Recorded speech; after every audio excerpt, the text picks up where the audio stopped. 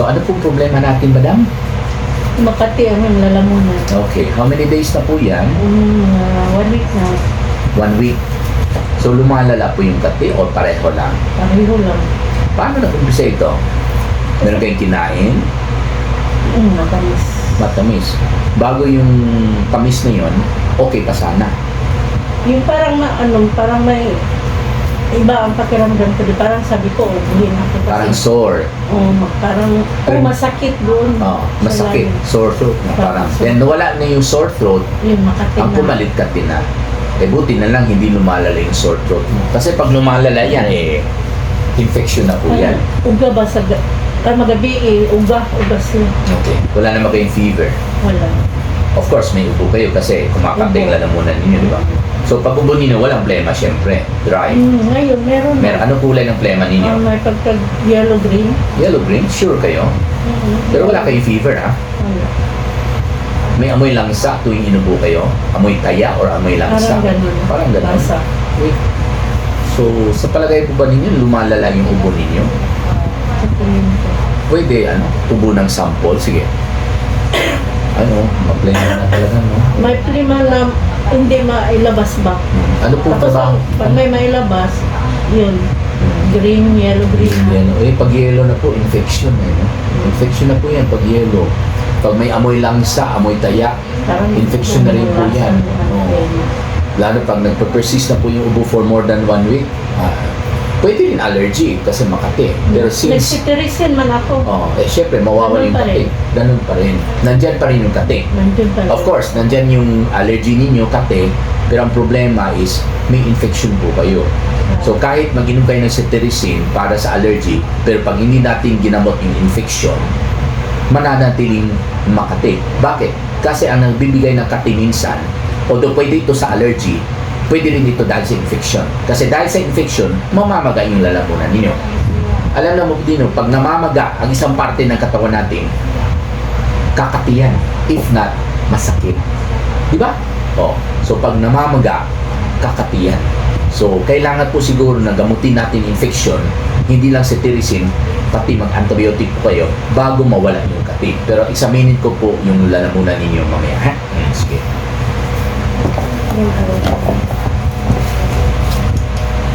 So, hindi pa kayo nag-try ng gamot? Cetirizine. Okay, yun lang po. Walang antibiotic. Ano pong trabaho natin? Bahay, good. So, ilan pong anak ninyo? Yan sila tatlo. Tatlo. Cetirizine, okay. Wala nang iba, no? Ang ganda na blood pressure niyo, 120/80. Tingnan ko po yung puso niya.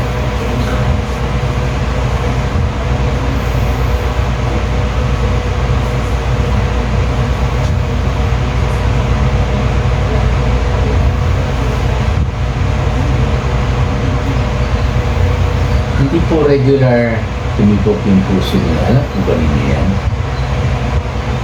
Do you experience anything sa puso niyo? Wala ko yung naramdaman pero nung nagpa-bloodletting ako, mababa daw yung pulse rate ko. Kaya di-advise ako magpatuloy ko. Natuloy ito na. Nag-stress ako na ako. Anong findings po? Normal? Wala may sinabi si Doc Pasya pero sabi niya, yun lang, Observe. mahina yung ko, So, pulse rate. yun lang. Pero walang damage po yung heart ninyo. Wala siyang sinabi. Wala man siya At nagsabi. yung strength ng heart, yung ejection fraction, wala rin sinabi. Wala. Okay daw. Except na... Stress lang siguro. Okay, sige. So, observe lang. Pero pag meron po kayong nararamdaman, bumalik po kay Dr. Arnold Pasya, ha? Okay. Hinga po ngayon malalim. Pwede, ibaba niyo ito para pantay. Ayan. Sit straight. Ayan. Hinga kayo malalim, please. Exhale. Sige pa. Sige pa. Sige pa po. Lalim. Exhale. Sige pa po. Exhale. Sige pa po. Exhale. Sige pa po. Sige pa po. Sige pa po. po. Okay naman, wala pong problema yung lungs ninyo. So, maaaring yung infection po natin ay nasa lalamunan. So, pakitanggal po niyo. Say ah. Ah, Say ah. ah, Labas po ang dila. ah, Kaya nakita ko na. ah. Mapula po. Medyo mapula. So, pwede po ibalik. So, katulad ng sinabi ko, may bacterial infection po kayo sa lalamunan. Pwede kayo may allergy sa lalamunan, allergic pharyngitis, pero sabay po yung infection sa lalamunan niyo, kaya meron kayong acute pharyngitis, infection ng lalamunan at saka allergy ng lalamunan. So, para sa infection po, mag-antibiotic po tayo 3 times a day for 7 days. At dahil po namamagay yung lalamunan po ninyo at yun po ang dahilan kung bakit kumakati hanggang ngayon, kahit nagsisitirisin po kayo, dapat po meron po kayong gamot para sa pamamaga ng lalamunan in order not only to remove the swelling but also to remove the itchiness as well. So of course, sabayin po natin ang para sa itchiness. Of course, magandang cetirizine pero kadalasan po sa kate, nagbibigay po ako ng yung the old but still reliable. Yung first generation po na antihistamine, diphenhydramine po. Ang cetirizine kasi, yun ang second generation, mas bago yan. Although once a day, pwede daw, pero para sa akin, I feel na parang kahit once a day, makover daw ang 24 hours. Pero sa experience natin, pagdating ng hapon, nawawala na yung effect. Bumabalik yung kape ng pasyente ko. Kasi ininom yan sa gabi. So, mawawala yung kape sa gabi. Pag isang umaga, wala pa rin ng kape. Pero pagdating ng sa hapon, bumabalik yung kape. So, para sa akin, yung cetirizine, pwede daw once a day. Pero para sa akin, mukhang hindi ata makover yung 24 hours. Kaya gusto ko yung dating para sa kate, yung first generation antihistamine. Kasi po, 3 times a day po. So, sure po tayo. Common sense, sure po tayo na makover talaga yung 24 hours natin kasi 3 times a day yan eh. Okay? So, eto na lang po. So, after breakfast, sabay. After lunch, sabay. After dinner, sabay. So, ito po yung para sa mikrobyo, 3 times a day.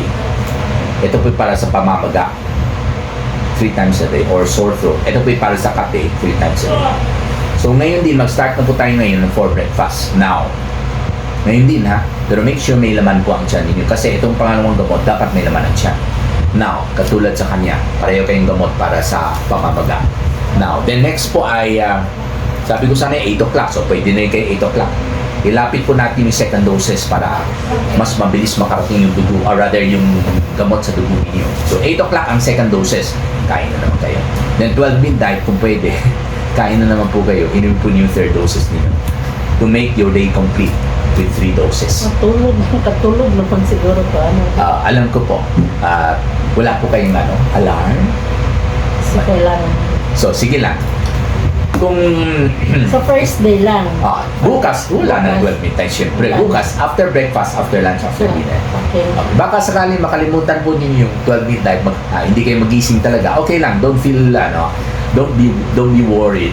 Okay, don't feel bad. Basta bukas, pag gising sa umaga, inumin po ninyo, ha? Okay? So, yun lang. Ha? Walang problema. Salamat, ha? Thank you, Okay, sige Doc. po.